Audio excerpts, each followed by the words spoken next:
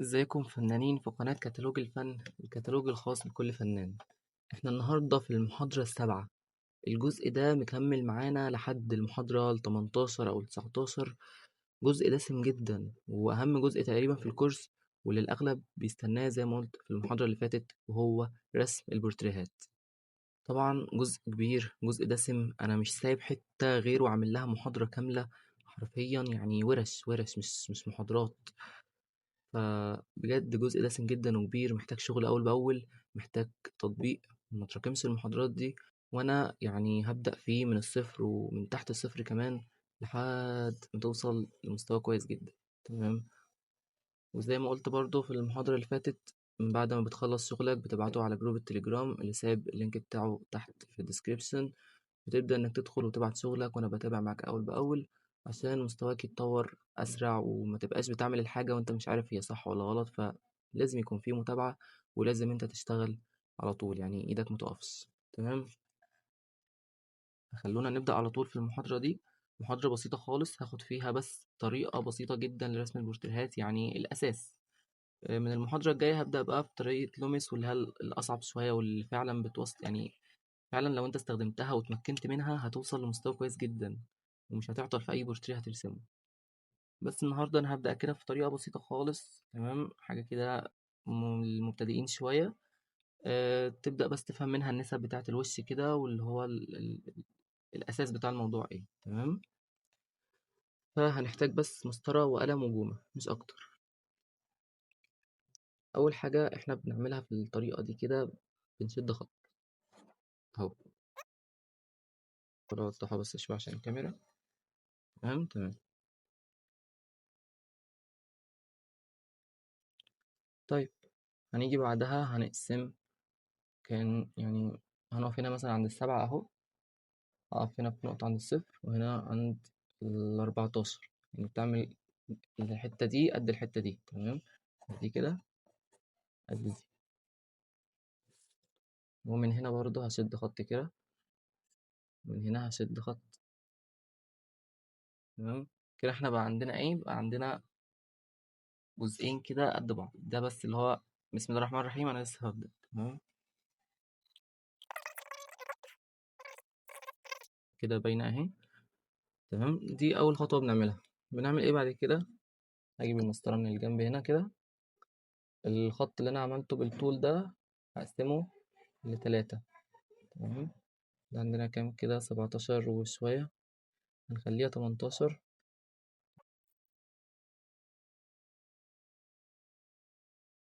أنا هاجي هنا بقى على الخط ده كده، هقسمه ل3. كده بقى 18 سنتي، فهاجي عند ال6، وهاجي عند ال12، وهسحب كده خط بالعرض.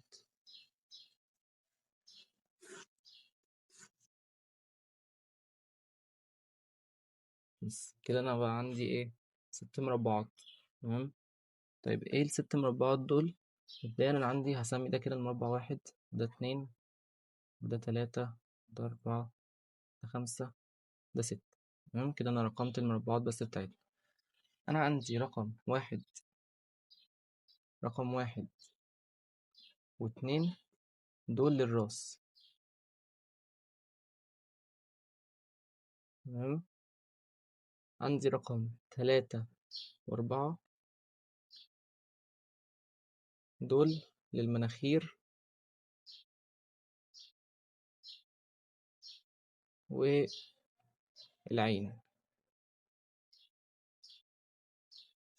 وعندي رقم 5 ورقم 6، المربعين اللي هما في الآخر دول للبق. تمام. لما هو الدقن. تمام تمام. كده أنا بقى عندي 6 مربعات، وعارف كل مربعين هيكون فيهم ايه. كده احنا معانا ال6 مربعات، وعارفين كل مربع أو كل جزء يعني هنرسم فيه ايه. طيب هل هاجي مثلا في المربع 3 و4 بتاع المناخير والعين ده هعمل العين هنا هعمل أي حاجة؟ لأ، برضو في نسب معينة كده هنعملها برضو بالمسطرة، وهنبدأ إن احنا نشتغل عليها. يعني أنا عندي المربع ده كده أهو، الجزء ده 6 سنتي. تمام. هقسمه برضو ل3، يبقى أنا كده الخط الطويل قسمته ل3. هاجي في المربع 3 و4 ده كده هقسمه برضو 3. هاجي عند ال2، عند ال4، وهشد برضو خط في العرض.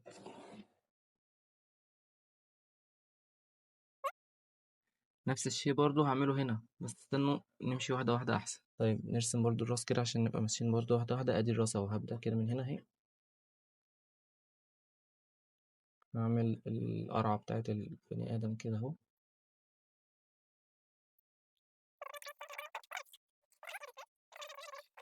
طيب فكده المربع واحد واتنين أهم خلاص. تمام. تلاتة وأربعة المناخير والعين. طيب احنا بقى عندنا هنا العين هتبقى على الخط رقم واحد ده. تمام. المناخير برضو هتبقى من الخط واحد ده لحد الخط تلاتة. تمام. أما بالنسبة للخط اللي بيفصل ده ما بين أول مربعين اللي هو واحد واتنين وما بين تلاتة وأربعة، ده كده هيبقى عليه بقى الحواجب، يعني اللي هو العين هتبقى هنا كده والحاجب هيبقى هنا. تمام. هنعمل كل ده دلوقتي. طيب برضه هنرسم بقى العين فين، يعني أنا في مربع تلاتة عايز أرسم العين أهو على الخط الأولاني. أنا هعمل إيه؟ المربع ده كده أهو 7 سنتي، هاجي في النص عند 3.5 أهو. هعمل خط كده صغير هنا. تمام. وهعمل على يمينه مثلا سنتي وعلى شماله سنتي، أو مثلا سنتي ونص هنا. تمام. وسنتي ونص هنا. وهعمل برضه خط كده صغير هنا وخط صغير هنا. تمام. ونفس الشيء برضه هكرره هنا في المربع 4 ده. طيب أنا كده أهو قدامي الأساس. هنا بقى في علامة الزائد دي كده هرسم النن أهو. هعمل دايرة كده. تمام. وعندي من الخط ده للخط ده هيبقى القوس بقى بتاع العين أهو.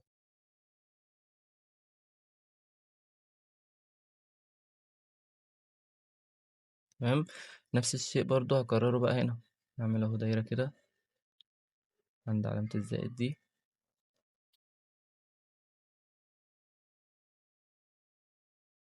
بس فده كده بيكون مكان العينين بقى اهو. بنعملها على الخط الأولاني ده. الخط الأولاني بعد ما قسمنا المربع لتلاتة، واحد اتنين تلاتة، فاحنا بنرسم العين على الخط اللي ما بين واحد واتنين ده. تمام. بنرسمها فين؟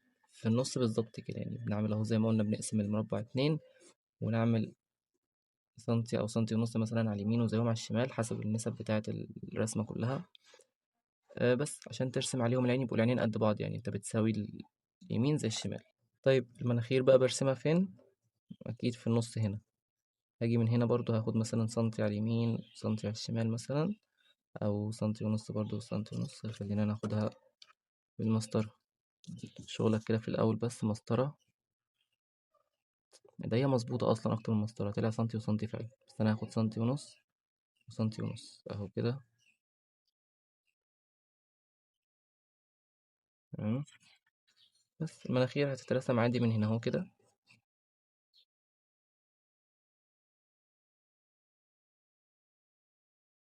وادي القوس بتاع المناخير كده اهو. نفس الشيء برضو من هنا. تمام. فده كده مكان المناخير. هنا بس نعمل بقى الخط كده من هنا. الحواجب هنرسمها هنا.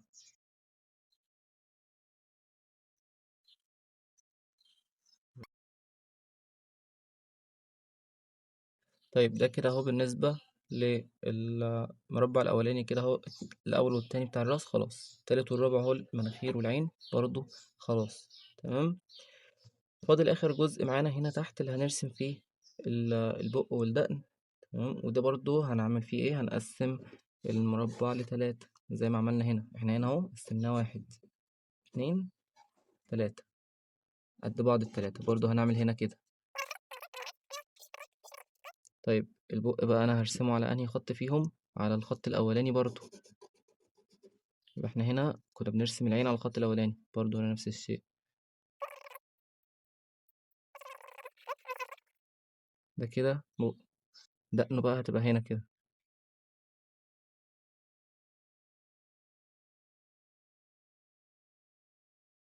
تمام. طبيعي دقنه هتبقى في اخر وش.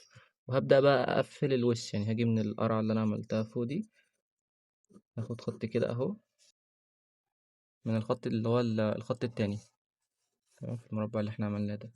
هبدأ اخد كده كيرف بسيط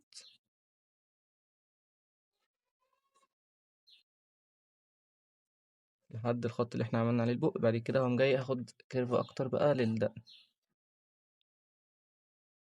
تمام. نفس الشيء برضه هكرره هنا.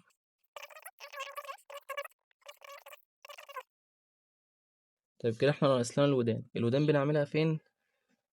من اول خط هنا فوق، من عند الخط بتاع الحواجب لحد الخط بتاع اخر المناخير كده، من هنا لهنا كده اهو.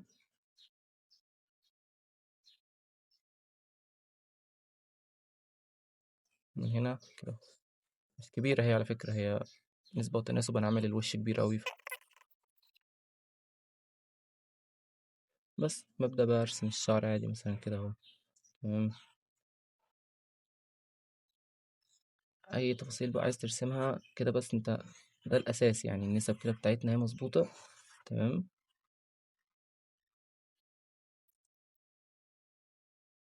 يعني بعد بس ما بنرسم الشعر كده وبنبدأ نحط بقى التفاصيل وبتاع، الوش هتلاقيه ظبط اكتر يعني.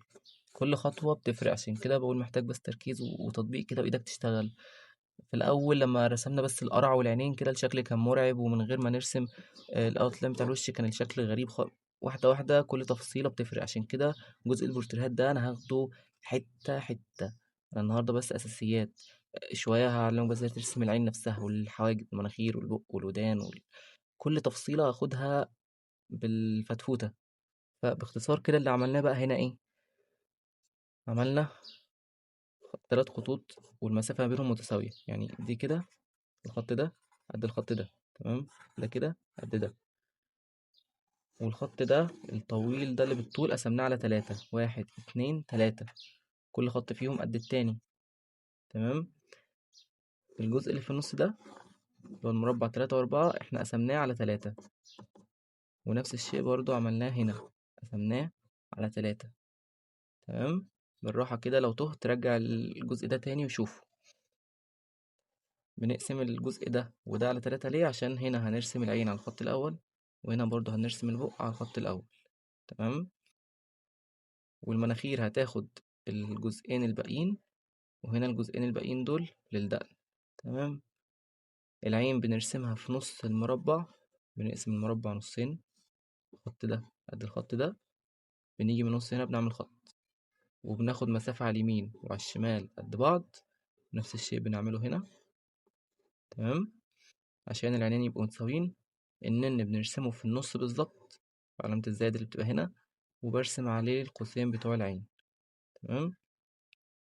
والحواجب برسمها على الخط ده كده، اللي هو ده الخط الأساسي اللي كان معانا في الأول ده كده، هو المربع ده خط الأساسي كده اهو، تمام.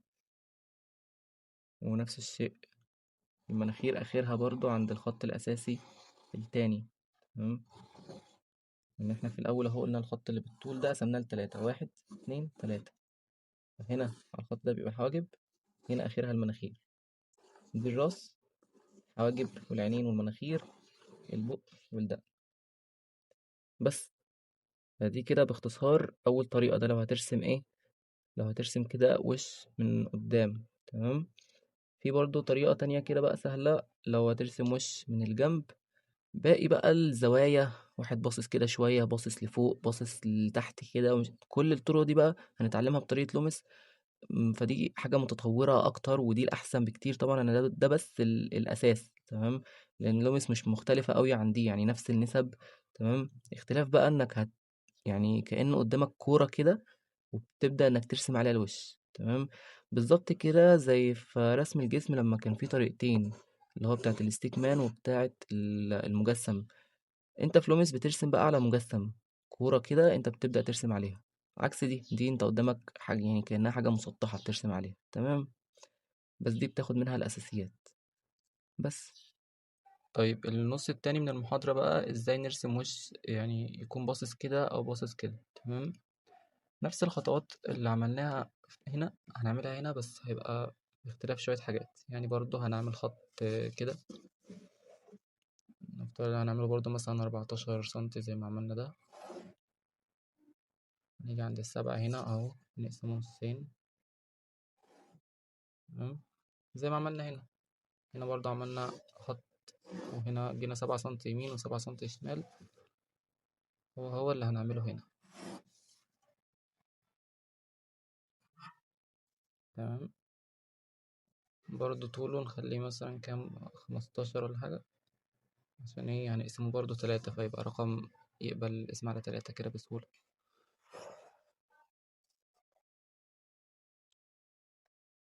ادي 5، 10، 15.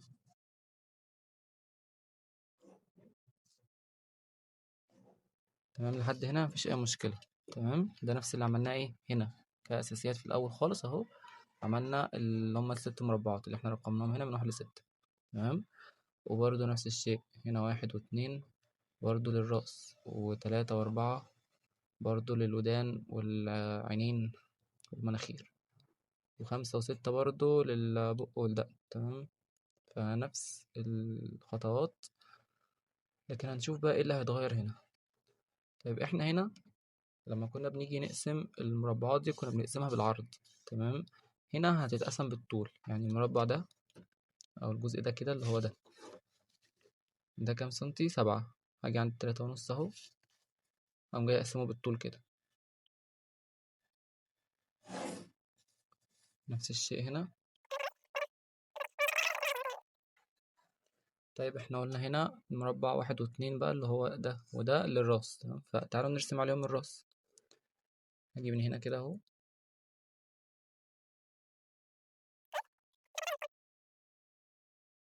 دي كده لان انت شايف الراس من الجنب اهي كده، انت باصص له كده. تمام، هو باصص هنا، فراسه اهي، دي اورته عادي ودماغه، ودي راسه من ورا. تمام. من هنا هنطلع بقى بالخط ده كده اللي هو بتاع القفا، يعني ده كده قفاه. تمام. هنا هنرسم التفاصيل الجانبية، يعني دي مثلا كده اهو حواجبه. تمام. بننزل للجزء اللي هو بيبقى فيه عينه. هنا بقى ممكن نقسمها عادي 3 لو حابين عشان يبقى الموضوع منظم أكتر يعني. يعني هي ما تتقسمش عادي، هي سهلة، بس ممكن نقسمها كده عشان برضو نسهل الدنيا. دي 5 سنتي، فماشي 1 ونص وسنة كده، 3 ونص. يعني هنقسمها 3 كده دي اهي. تمام. ونفس الشيء هنا برضو زي ما عملنا هنا يعني. تمام.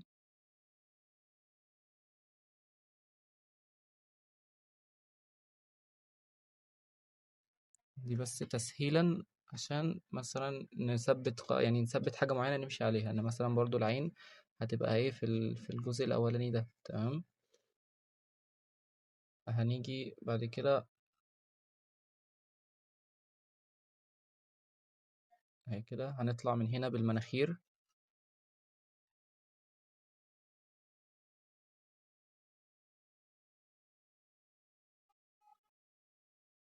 تمام. برضو المناخير لحد يعني واخدة يعني هنا برضو كانت المناخير واخدة الجزئين دول.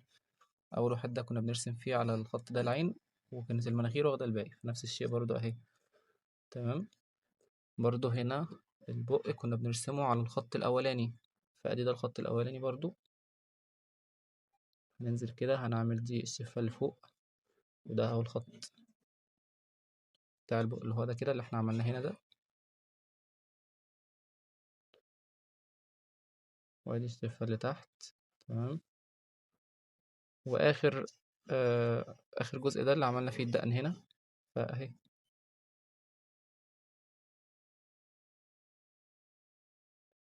تمام، ادي الدقن اهي. هنكمل بقى خط مستقيم كده لحد هنا، لحد الخط اللي احنا عملناه في النص ده هنا كده. تمام. وهنيجي نطلع لحد الخط ده بكيرف كده شوية. تمام. وهنيجي في نص المربع ده كده، ده كام سنتي، 3 ونص يعني مثلا هنا اهو كده. تمام. هاجي في نص بقى المربع ده كده، هكمل الخط اللي انا عملته ده كده. ده ايه ده اللي هو الفك. تمام، ده كده الخط بتاع يعني ده كده الفك بتاعه. تمام. من هنا من اللي هو الخط ده بقى هنزل بايه بالرقبة بتاعته يعني، او من هنا كده. في المربع ده بقى بنرسم اللي هو اللي احنا رسمناه ده، بنرسم هنا الودن. تمام.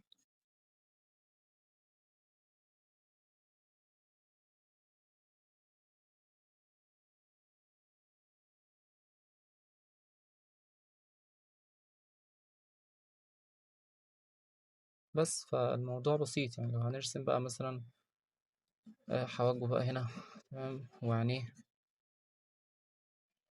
وبس، وادي مناخيره وبقه وشعره برضو، نعمل له شعر.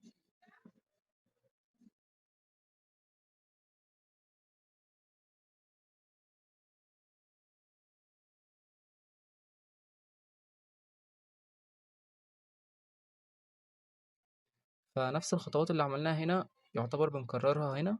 تمام، باختلاف بس نسب بسيطة كده، اللي هو يعني مثلا في حاجة شبه ايه، الجزء ده مثلا كده، ده اهو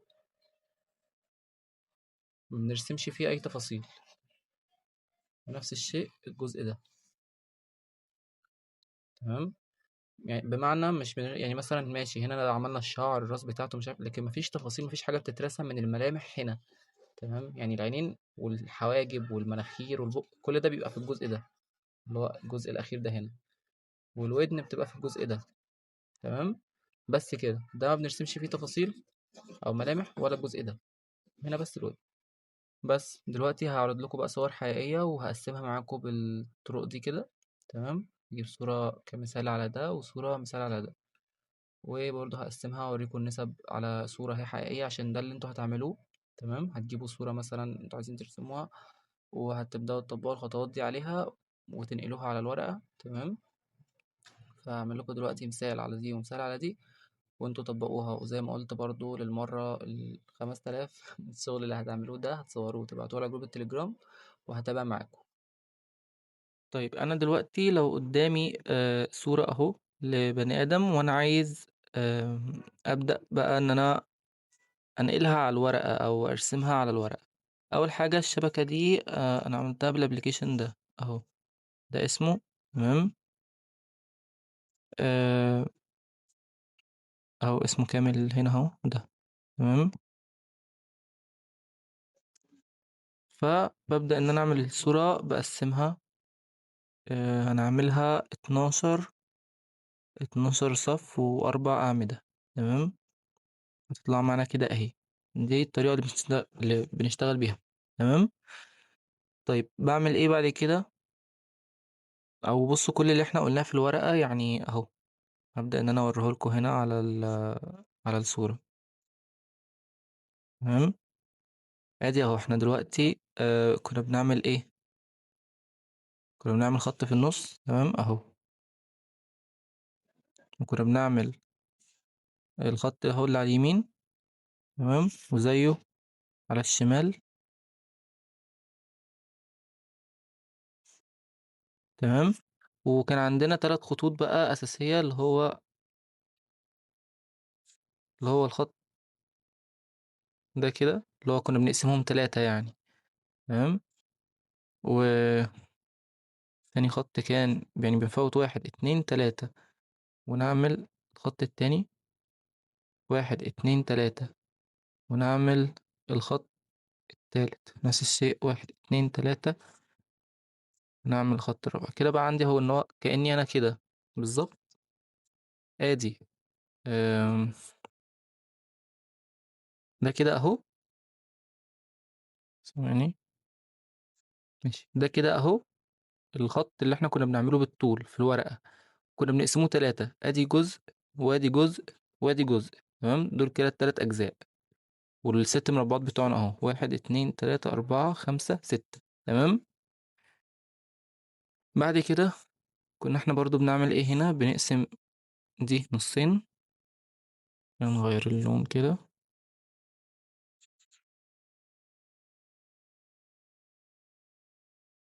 كنا بنقسم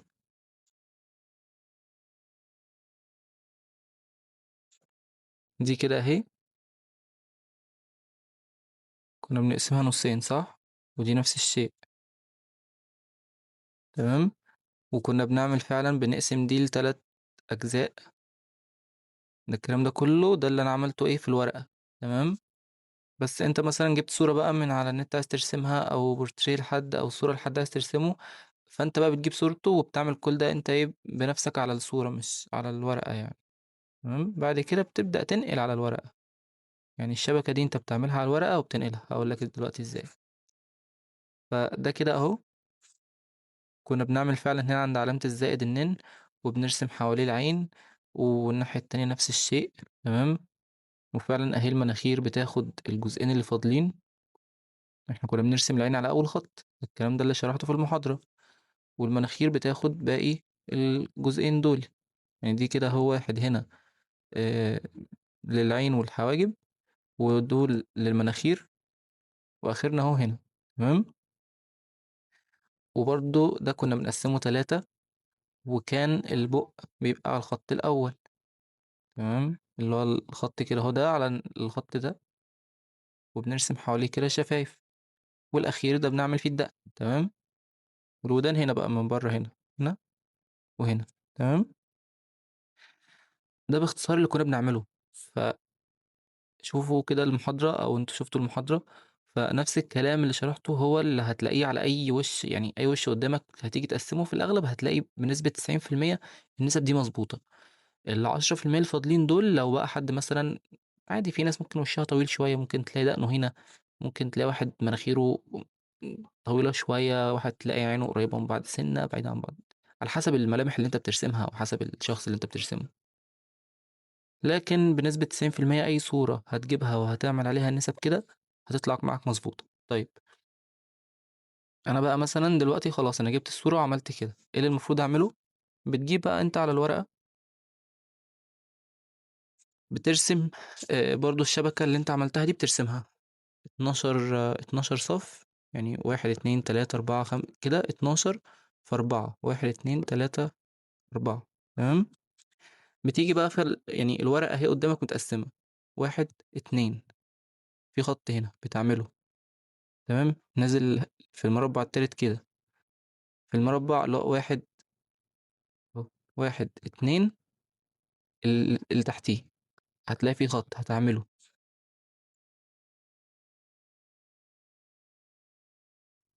تمام. اهو. وهكذا بتبدأ تشوف الصورة فيه ايه، وتبدأ تطبقه في الورقة على طول. تمام. مثلا العين هنا فين؟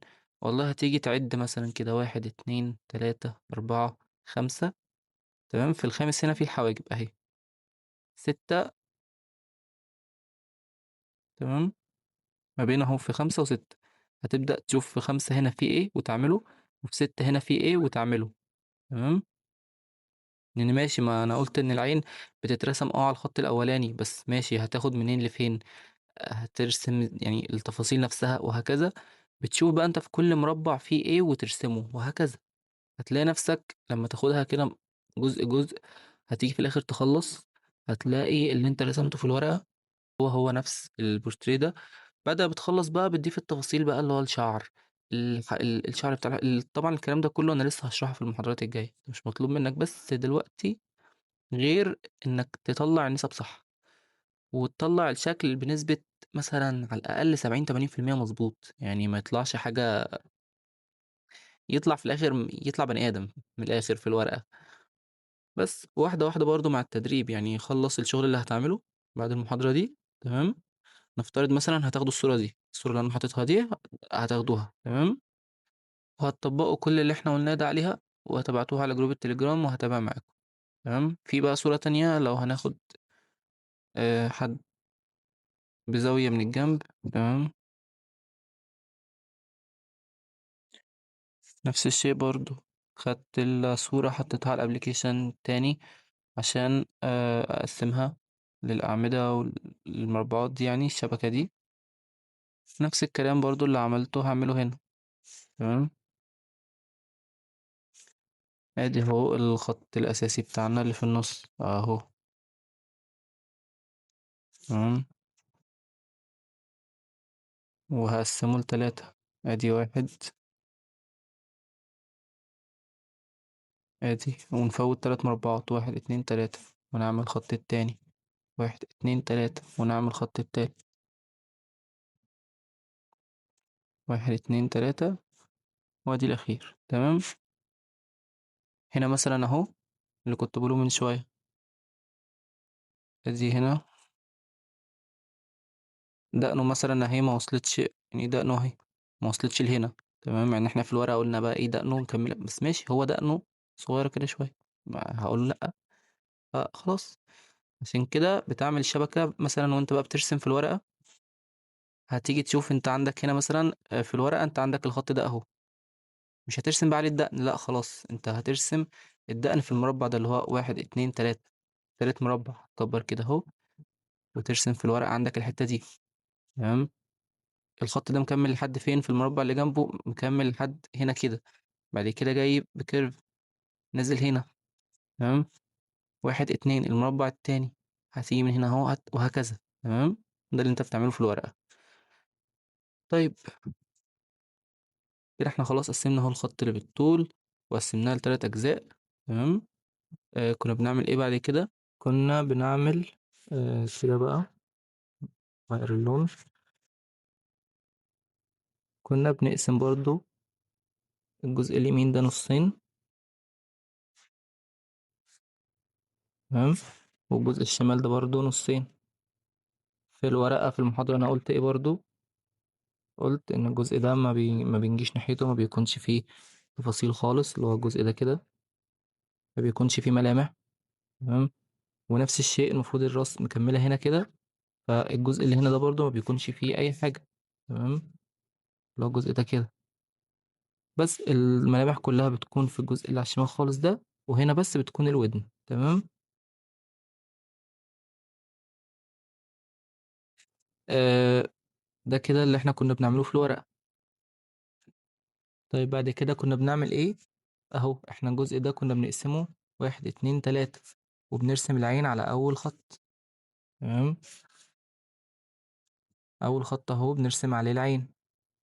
تمام. بعد كده بنكمل المناخير لحد الخط ده، ونفس الشيء هنا 1 2 3 اللي هو الجزء التاني ده، ده كده اهو. تمام. ده اهو كنا بنقسمه 1 2 3.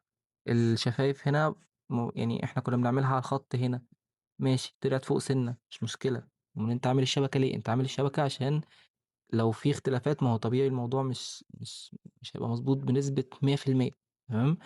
فعشان كده بتعمل الشبكة وبترسم الشبكة دي في الورقة، وبتبدأ انك بقى ايه، تشوف الاختلاف ايه في النسب اللي انت عاملها المفروض، وتغير يعني تطبقها، تشوف ايه اللي هنا وتطبقه في الورقة. تمام. فادي الشفافة اهي عملناها هنا. تمام. دقنه برضو زي ما قلت موصلتش هنا للآخر، مش مشكلة هو دقنه كده. تمام. كنا بنعمل ايه بعد كده؟ وصلنا خلاص للرقبة هنا. تمام. وادي اهو، ده المفروض احنا في الورق قلنا الدقن كده بتنتهي بخط مستقيم، اللي هو لما كنا بنعملها كده بنعمل الدقن هنا كده، ونعمل هنا خط مستقيم. بعد كده بنطلع بخط مايل لحد هنا. بعد كده كنا بنقسم المربع بتاع الودن ده نصين، وبنوصل ده في ده كده اهو.